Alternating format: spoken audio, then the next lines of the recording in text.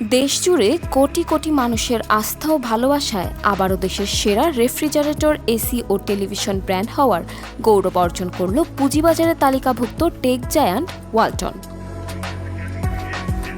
3টি ক্যাটাগরিতে ওয়ালটন পেয়েছে best brand award 2025। Bangladesh brand forum আয়োজিত বেস্ট ব্র্যান্ড অ্যাওয়ার্ডের 17তম আসরে মোস্ট লাভড ব্র্যান্ড অফ বাংলাদেশের সম্মাননায় ভূষিত হয়েছে ওয়ালটন রেফ্রিজারেটর, এসি ও টেলিভিশন।